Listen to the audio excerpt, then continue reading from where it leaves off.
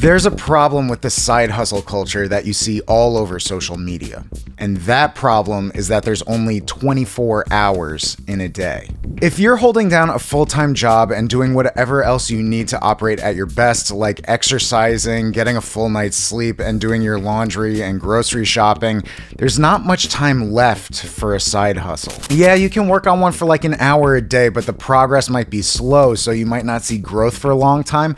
Then you're gonna lose momentum, and then your side hustle's over before it even started. So what do we do about this problem? Well, the answer is to be extremely selective about what you make your side hustle, because the more your side hustle overlaps with your job or other daily habits, then that much more of your life will become applicable for your side hustle. There's 168 hours in a week, and if you spend 40 of those hours at work and 8 hours a night sleeping, that's already 57% of your week spoken for. Add in 3 hours a day for cooking, eating, and a little bit of downtime, and 5 hours a week for exercise, and you're talking more than 72% of your time. That means you have 28% of your time left for laundry, grocery shopping, recreation, reading, family, friends, and your side hustle. You're gonna have to make some difficult choices. But if you can adjust your side hustle so that it's more work adjacent, all of a sudden you gain 40 more hours each week to your side hustle.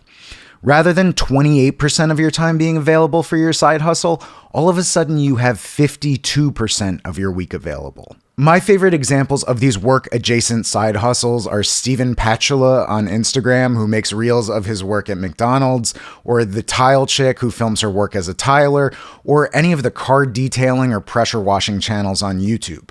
This is brilliant. They're getting paid to do their job, and then they're turning that time over to their own side hustle so that it works twice for them. 1 hour invested at work is another hour invested toward the side hustle. The key is that you shouldn't think about a side hustle as an escape from work. Rather, think about it as working for yourself. You're reclaiming those hours worked for somebody else and making them work for you too. The reason why this gives you an advantage is because focus is a superpower in today's world. Lots of side hustles fail because you've got responsibilities in your life and your side hustle wants to exist outside of those responsibilities.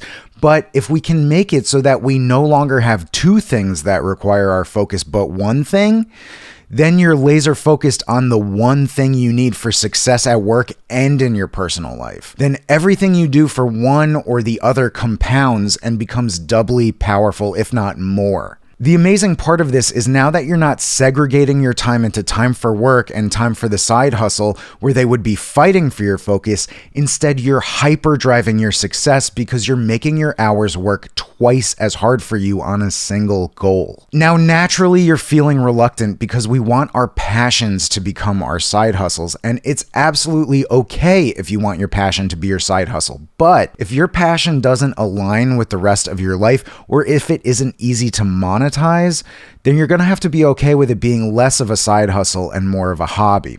For example, my passion is music, and as much as I would love to get paid to play instruments all day long, I know what a massive time investment that would be. Professional musicians have to practice for hours every day and then learn repertoire and work with other musicians and write music and record.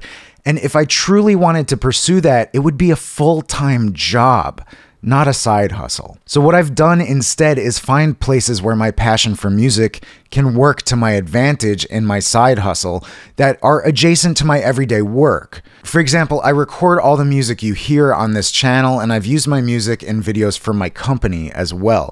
And I know I'm never going to win a Grammy, but that's okay because I get to enjoy my passion of music as part of my side hustle. The way to figure out your most actionable side hustle is simple. What you can do is create a list of your skills and interests and a separate list of how your time is spent. Your hyperdrive exists in the intersection between these two lists. For me, on one side, I had film studies and editing skills from college and an interest in business, and on the other side, I have my work as a contractor. The hyperdrive intersection in the middle is creating content about construction and about business.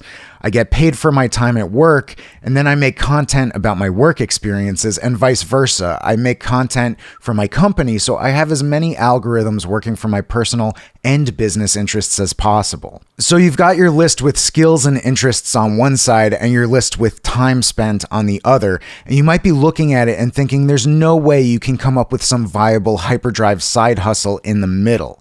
But here's the trick. You need to niche down.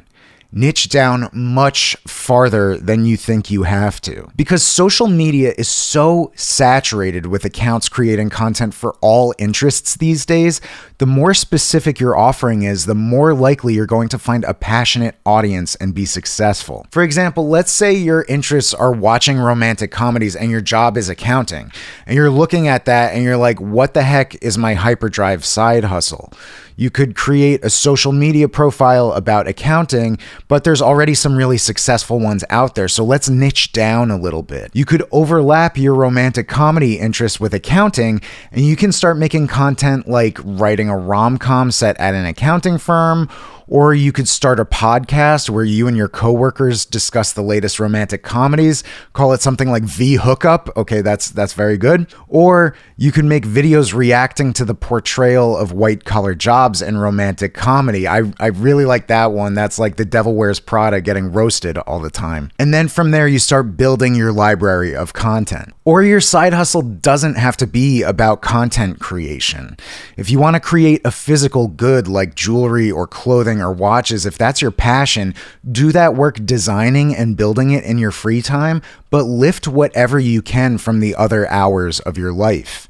If you know a coworker who's into your designs or into your jewelry, talk to them about it, pick their brain about it. If you go grocery shopping in a plaza with a thrift store that you like to use to source materials for clothing or something, swing by every time you do your grocery shopping. Wring as much efficiency as possible out of your existing schedule and make it work for your side hustle. But in that situation, honestly, my recommendation is if you want to make a physical good for your side hustle, you can also film your work and upload it to an Instagram page anyways, because it's super low barrier to entry and it'll just compound your work's efficacy that much more, and it'll serve as marketing for your product. Now, this video's whole message has been about cutting distractions, increasing your focus, and compounding the value of your time so that it works for you on multiple levels. If you can do those things, you'll be existing in a state of hyperdrive. If you enjoyed this video, please click the subscribe button and check out my channel for more videos about growing your business, money, and influence. Follow me on Twitter and Instagram at Ross Campoli, and I will see you in the next one.